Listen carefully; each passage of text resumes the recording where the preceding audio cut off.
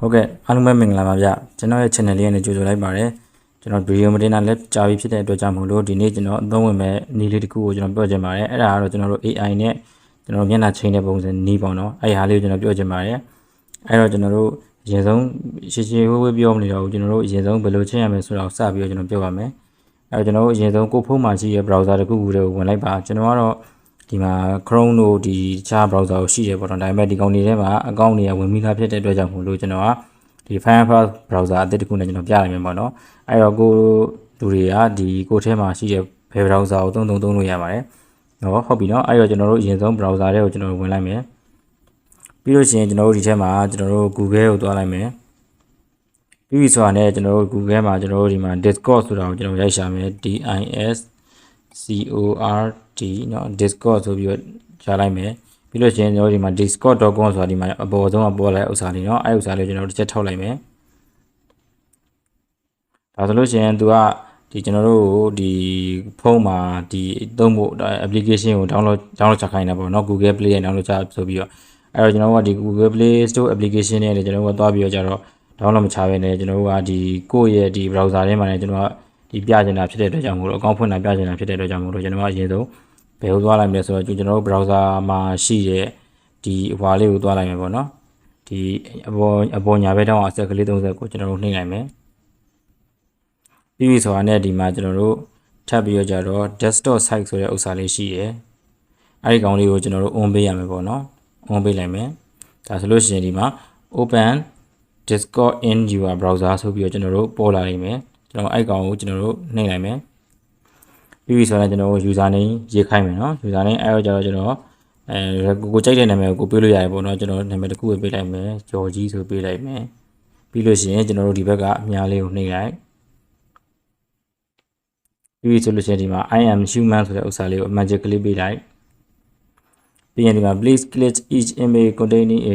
dolphin ပါတဲ့ပုံလေးတွေကိုကျွန်တော်တို့လိုက်ပြီးနှိပ်ပြမှာပေါ့နော်ဒီကအဲ့တော့ကို့မှာလာမေးတဲ့ဥစ္စာကိုအဲ့လိုသူမေးတဲ့မေခွန်းတွေကပါတဲ့ဥစ္စာကိုကျွန်တော်တို့ပုံထဲမှာထိနှိပ်ပြမှာပါအဲ့တော့ကျွန်တော်တို့ဒီမှာတပုံနှစ်ပုံခုလို့စေတော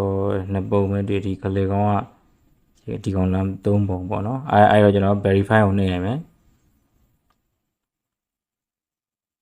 ဒါဆိုရင်ကျွန်တော်ဒီမှာခဏစောင့်နေရင်ဆက်ပြီးတော့ Discord လေးကိုဝင်သွားနိုင်မယ်ဒါဆိုလို့ရှိရင် verification require ဆိုလာတယ်အဲ့တော့ကျွန်တော်တို့ verify by email ဆိုတဲ့ဥစ္စာလေးကျွန်တော်တို့ပေါ်လာလိမ့်မယ်အဲ့ဒါလေးကိုကျွန်တော်တို့နှိပ်ရမယ်ပေါ့နော်နှိပ်လိုက်မယ်ပြီးလို့ရှိရင်ကျွန်တော်တို့ဒီမှာ email နဲ့ password နဲ့ကျွန်တော်တို့ထည့်မယ်နော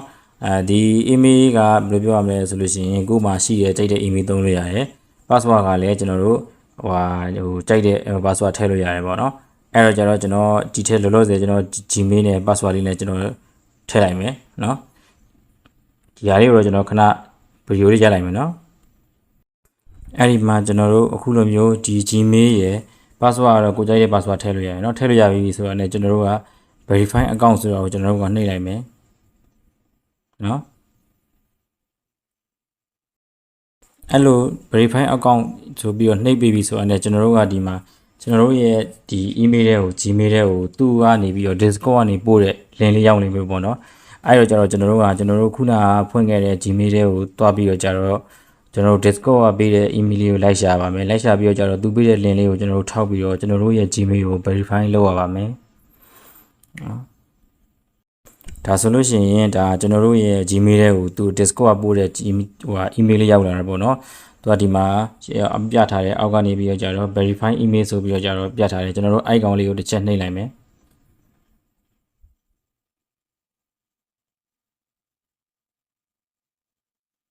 ဒါဆိုလို့ရှိရင်သူကအာရွေရှူမဆိုပြီးတခါထပ်မေးသေးတယ်ပေါ့နော်ထုံးစံတိုင်းပဲကျွန်တော်တို့ IM ရှူမဆိုတဲ့၄တောင်ခွဲမှာအမှန်ချင်းပေးမယ်ဒါဆိုလို့ရှိရင်သူပြပဲဒီမှာခုဆိုရင်ဒေါ်လာဖင်းပုံပါတာပဲနှိပ်အောင်တဲ့သူပြောတယ်နော်အဲ့တော့ကျတော့သူမေခွန်းထဲမှာပြတဲ့အတိုင်းကျွန်တော်တို့ကပုံလေးတွေကိုသူပြထားတဲ့ပုံနဲ့မှန်တာကိုလိုက်ပြီးတော့ကျတော့ပါတဲ့ဥစ္စာလေးတွေကိုရွေးပေးလိုက်မယ်ပြီးလို့ရှိရင်အောက်ကကျွန်တော်တို့ verify ကိုနှိပ်မယ်ဒါဆိုလို့ရှိရင်ကျွန်တော်တို့ email verify ဆိုပြီးတော့ကျတော့ပြီးသွားပြီပေါ့နော်ပြီးသွားပြီဆိုလို့ရှိရင်ကျွန်တော်တို့ Discord ထဲကိုပြန်သွားပြီးတော့ကျတော့ကျွန်တော်တို့ကြော်ကြီးပဲဖြစ်ဖြစ်ကျွန်တော်တို့ခုနကဖွင့်ခဲ့တဲ့ Gmail နဲ့ပဲဖြစ်ဖြစ် password ရခုနကပေးခဲ့တဲ့ password နဲ့ကျွန်တော်တို့ Discord account လေးကိုကျွန်တော်ဝင်လို့ရပြီပေါ့နော်ခုနအတိုင်းပဲကျွန်တော်တို့ browser လေးကိုပြန်သွားမယ်ပြီးလို့ရှိရင် discord.com ကိုဝင်မယ်ဝင်ပြီးလို့ရှိရင်ကျွန်တော်တို့ကဒီမှာ open discord in your browser ဆိုတော့ကျွန်တော်ပြန်နှိပ်မယ်ပြီးဆိုတာနဲ့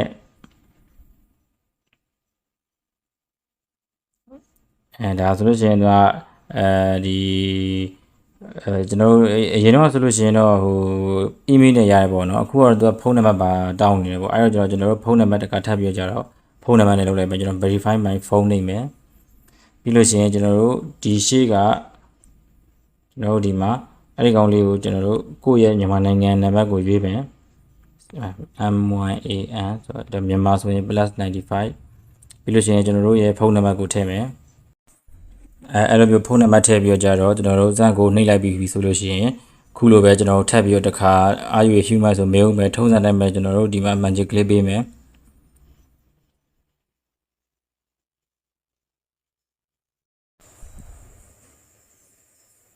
ကျွန်တော်တို့ဝင်လာတဲ့ကျွန်တော်တို့ကနန်း6လုံးကိုဒီထဲမှာကျွန်တော်တို့ရိုက်ထည့်မယ်ပေါ့နော်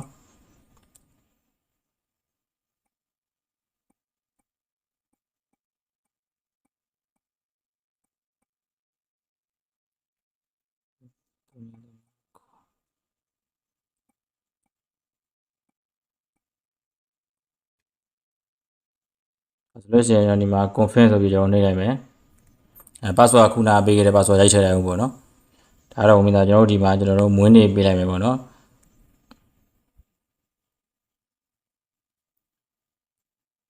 ကျွန်တော်တို့အဲ့လိုမျိုးနေကိုနှိပ်လိုက်ပြီးတော့ကြတော့ကျွန်တော်တို့ဒီချက်မှာရောက်သွားပြီဆိုလို့ရှိရင်ကျွန်တော်တို့ဒီလိုမျိုးပေါ်နေရပေါ့နော်အဲ့တော့ကျွန်တော်တို့ဘာလုပ်မလဲဆိုလို့ရှိရင်ကျွန်တော်တို့ကဒီ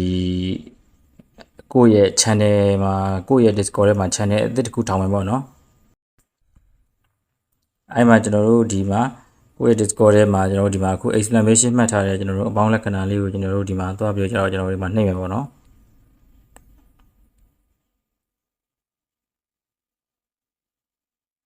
ပေါင်းလက္ခဏာလေးကိုနှိပ်မယ်ပြီးလို့ရှိရင်ကျွန်တော်တို့ဒီမှာသူကလာမယ်ပြီအဲဆိုလို့ရှိရင်ကျွန်တော်တို့ကဘာကိုရွေးမလဲဆိုတော့ကြတော့ create my own ကိုရွေးမယ်ပြီးလို့ရှိရင် for me and my friend ဆိုတဲ့ဥစ္စာကိုကျွန်တော်တို့ဒီပေါ်ဥစ္စာလေးကိုရွေးမယ်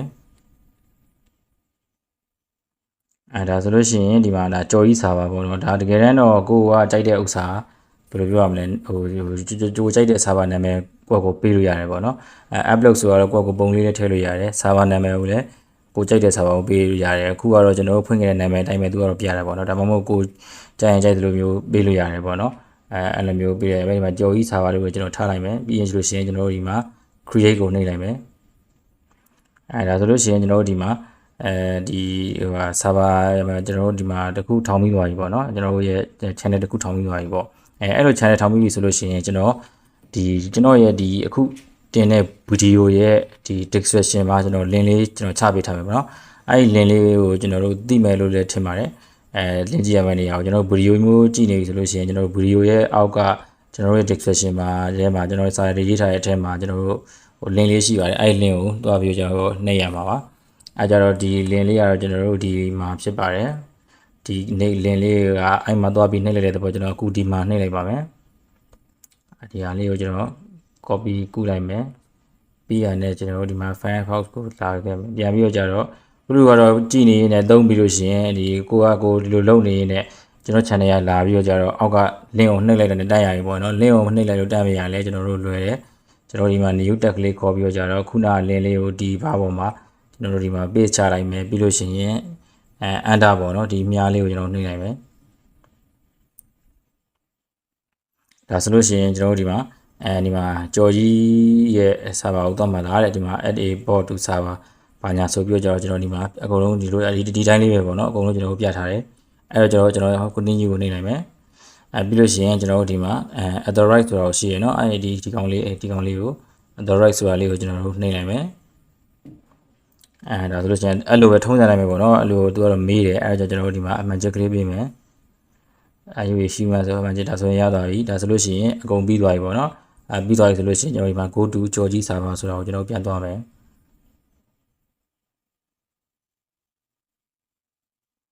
ဒါဆိုလို့ရှိရင်ကျွန်တော်တို့ရဲ့ server ထဲမှာကျွန်တော်တို့ faceswap face chain မဲ့ကျွန်တော်တို့ ပြောရမယ်ဆိုလို့ရှိရင်တခုကိုထည့်ပေးသွားပြီပေါ့နော်ဟိုဟာဘောကိုထည့်ပေးသွားပြီပေါ့အဲ့တော့ကျွန်တော်တို့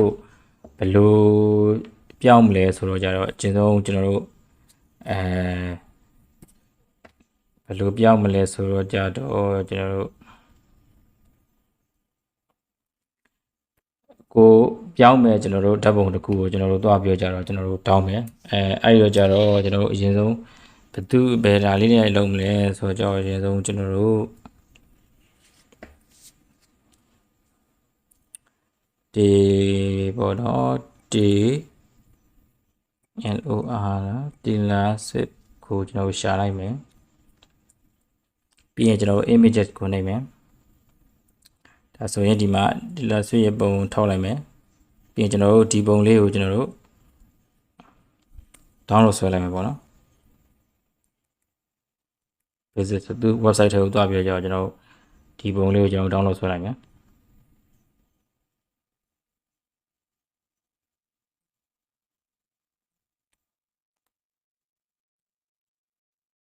Firefox ကဟိုအခုမှအစပြီးအသစ် download ထားကြတာဆိုတော့ Chrome လို့ download ပါမပေါ်သေးဘူးပြင်တယ်အဲကျွန်တော်တို့ရေလွယ်ပါတယ်ကျွန်တော်တို့ဒီကောင်ကိုကျွန်တော်တို့ screenshot ရိုက်လိုက်မယ်ပြီးလို့ရှိရင်ကျွန်တော်တို့သူ့ကိုဒီမှာ crop လုပ်လိုက်မယ်မျက်နှာလေးတွေပေါ့နော်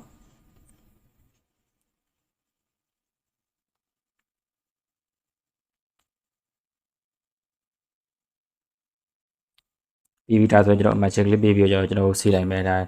မျက်နှာပုံလေးကျွန်တော်တို့ရသွားပြီနော်အဲတော့ကျွန်တော်တို့ခုနကဒီဟိုဟာကျွန်တော်တို့ရဲ့ဒီ Discord server တွေကိုကျွန်တော်ပြန်သွားမယ်ကျွန်တော်အဲ့လိုမျိုး channel တွေကိုဝင်သွားပြီဆိုတာနဲ့ကျွန်တော်တို့ဒီခုနအစမှပြခဲ့တဲ့ကျွန်တော်တို့ဒီအပေါ် magic လေးတွေကိုသွားပြီးတော့ကြတော့ကျွန်တော်တို့ဒီမှာထောက်ပြီးတော့ဒီ desktop site ဆိုတာလေးကိုကျွန်တော်တို့ပိတ်နေတယ်ဆိုလို့ရှိရင်ပြန်ဖွင့်ပေးရမှာဖြစ်ပါတယ်ဒီဟာလေးပေါ့နော်ဒီကောင်လေးပိတ်နေခဲ့တယ်ဆိုရင်ပြန်ဖွင့်ပေးရမှာဖြစ်ပါတယ်တကယ်လို့ပိတ်နေခဲ့တယ်ဆိုရင်ကျွန်တော်တို့ command ရိုက်လို့ရမှာမဟုတ်ပါဘူးအဲ့တော့ကျွန်တော်တို့ဒီကောင်လေးကိုကျွန်တော်တို့ဟိုပိတ်ရင်ပြန်ဖွင့်ခဲ့ပြီပေါ့နော်ဖွင့်ပြပြီဆိုလို့ရှိရင်ကျွန်တော်တို့ဒီမှာကိုစာပါထဲမှာကျွန်တော်တို့ဒီမှာဒီမြင်းဆောင်ဒီလေးပေါ့နော် select ကလေးနဲ့ပြီးရင် SAVE save ID ဆိုကျွန်တော်ဒီမှာအပေါ်မှာပေါ်လာတာကျွန်တော်ဒီမှာမြင်လာဒီမှာနော်ပြန်မယ်ဆိုလို့ရှိရင်အဲ့လိုပြောက်သွားဒီမှာဆိုလို့ရှိရင်မြင်မယ်ထင်ပါတယ်နော်အပေါ်မှာ save ID ဆိုတဲ့ဥစ္စာလေးပေါ်လာတယ်အဲ့လေးကိုထောက်လိုက်ထောက်ပြီးလို့ရှိရင်ကျွန်တော်ဒီမှာ ID name ဆိုတာပါတယ်ဒါကိုပြောင်းမဲ့နာမည်ကိုပြောင်းတော့အဲ့တော့ကျွန်တော်တို့က Dylan ဆို D L S လို့ပေးလိုက်မယ်နော်ပြီးလို့ရှိရင်ကျွန်တော်တို့ကဒီထဲကိုခုနတောင်းခဲ့တဲ့ဟိုဒါ permission ကျွန်တော်တို့ကဟိုဒီကျွန်တော်တို့ရဲ့ဒီ story ကိုယူမှာ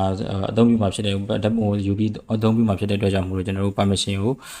အလောင်းပေးရမယ်ပေါ့နော်ကျွန်တော်တို့ဘယ် browser နဲ့ပဲသုံးပေါ့နော်အခုကျွန်တော်ကလည်းဟိုFirefox ကအသစ်ထည့်ထားတာမို့လို့အခုမှ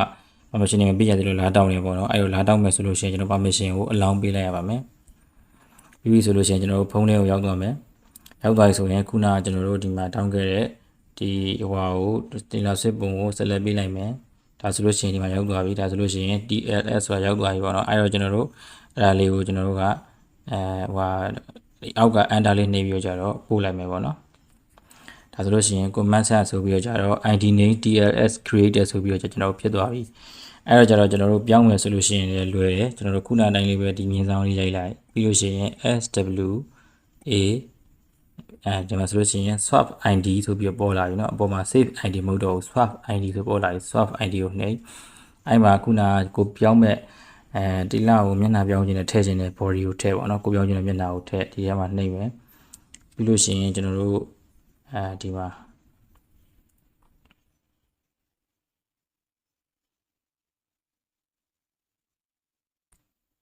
ပုံလေးလိုက်ပြီးတော့ကျွန်တော်ရွှေ့လိုက်မယ်เนาะ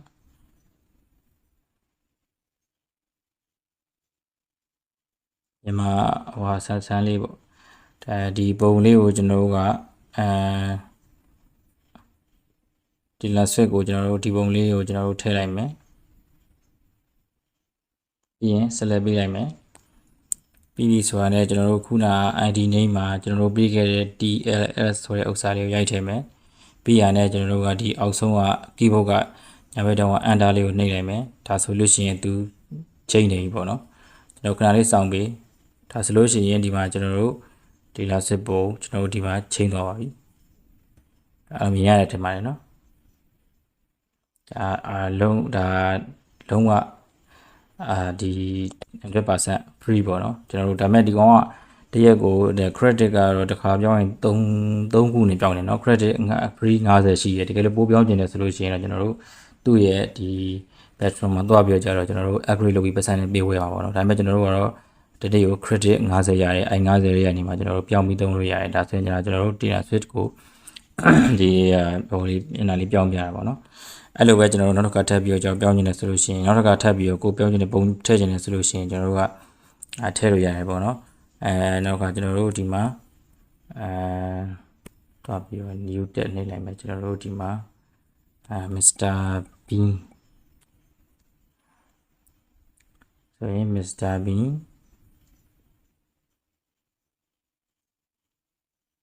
ဒီပုံပဲကျွန်တော်တို့ခုနလိုက်မယ် screenshot ရိုက်လိုက်မယ်ပြီးလို့ရှိရင် Mr. Bean ရဲ့မျက်နှာကိုပဲကျွန်တော်ယူလိုက်မယ်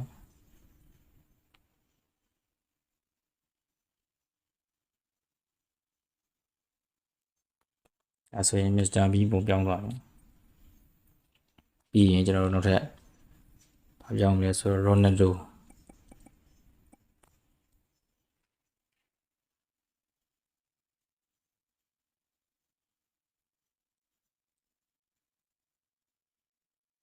Ronaldoရဲ့ face ကိုကျွန်တော် Mr. Bean နဲ့ကျွန်တော်ပြောင်းမယ်တက်ပြကြလုံးမယ်ဒီပုံလေးတွေနဲ့မစိုးဘူးပေါ့နော်ပြန်ပါလာတယ်ဆိုရင်ကျွန်တော် Ronaldo တပုံရဟုတ်ပြီအဲ့ရကြတော့ကျွန်တော်တို့ဒီမှာခုနကကျွန်တော်တို့ channel ကိုကျွန်တော်ပြန်သွားမယ်ပြီးရင်ကျွန်တော်တို့ဒီ select လေးရေးမယ်ပြီးရင် save id ဆိုတာကိုကျွန်တော်တို့နှိပ်မယ်ပြီးရင် id name မှာကျွန်တော်တို့ Mr. Bean ဒါတော့ကိုဒီရ MRB လို့ပဲကျွန်တော်အတူကောက်ရေးလိုက်မယ်ပြီးလို့ရှိရင်ခုန Mr. Bean ရဲ့မျက်နှာကိုကျွန်တော်တို့ထည့်ပြီးတော့ save ထားလိုက်မယ်เนาะ enter နှိပ်ပေးလိုက်ဒါဆိုလို့ရှိရင် id name Mr. Bean creator ဆိုရရင်ရပြီဒါဆိုရင်ကျွန်တော်ကခုနတိုင်းမြင်းဆောင်လေးနှိပ် SAVE swap id ဆိုတာကိုကျွန်တော်တို့နှိပ်မယ်ပြီးရင်နေပုံယူမယ်ကျွန်တော်တို့ခုနဒိုလေးပုံကိုရွေးလိုက်မယ်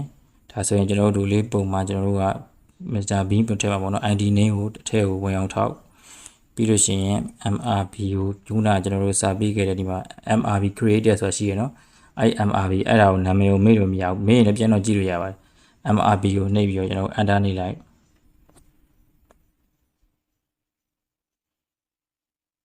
ဒါဆိုရင် Mr. Bean ရဲ့မျက်နှာကကျွန်တော်တို့ဒိုလေးစီကိုဒိုလေးမျက်နှာစီကိုရောက်သွားပြီပေါ့နော်အဲ့တော့ကျတော့ကျွန်တော်တို့ဒီထပ်ပြောကြတော့ကျွန်တော်ချိန်မယ်ဆိုရင်ခုနကဟိုတင်လာကိုပြောခဲ့တဲ့ဥစ္စာကိုချိန်မယ်ဆိုရင် SWAP swap id ဒါဆိုလို့ရှိရင်ခုနကျွန်တော်တွင်းမဲ့ပုံကိုပြန်ပြီးတော့ကျတော့ထောက်ရှာကိုချိန်မယ်ဥစ္စာခုလောဆယ်ကျွန်တော်မြန်မာဆန်ဆန်လေးနဲ့လာစစ်ကိုလုပ်ပြလိုက်ပါကျွန်တော်ဒီပုံလေးကိုချိန်မယ်ကျွန်တော်တို့လို့ရှိရင် DLS ပြီးရင် id name မှာ DLS ဆိုရေးပြီးလို့ရှိရင် enter နှိပ်ပေးလိုက်ရုံပဲကျွန်တော်တို့ဘောကတူပြောင်းသွားလိမ့်မယ်ဒါဆိုလို့ရှိရင်ကျွန်တော်ဒီမှာလာဆွေးကဒီမှာကျွန်တော်တို့မြန်မာဝတ်စုံလေးနဲ့ဖြစ်သွားပါပြီကျွန်တော်ဒီမှာလာဆွေးမျက်နှာပြန်ပြီးသွားဖြစ်ပါတယ်ဟုတ်ကဲ့ပါအဲ့တော့ကျွန်တော်တို့ဟိုနားမလဲသေးဘူးဆိုလို့ရှိရင်လည်းအစအနေအဆုံးလေးပြန်ကြည့်ခြင်းလို့ပြန်ကြည့်သေးဘူးကျွန်တော်မြင်တရားခံပါတယ်ဒီအစင်လေးတွေရနေနေတော့ဟိုတိတ်အားကြီးမရှုပ်ဘူးဆိုရင်လည်းနည်းနည်းလေးများသလိုဖြစ်နေတဲ့အတွက်ကြောင့်မို့လို့ဗီဒီယိုအစားဆုံးလေးတစ်ခေါက်ပြန်ကြည့်ပြီးလုပ်မယ်ဆိုလို့ရှိရင်လုပ်နိုင်မယ်လို့ထင်ပါတယ်ဟုတ်ကဲ့အဲ့တော့အခုဗီဒီယိုလေးတော့လောက်ပါပဲခင်ဗျာကျွန်တော်နောက်ထပ်လည်းဒီလိုမျိုးအကျိုးရှိရဲ့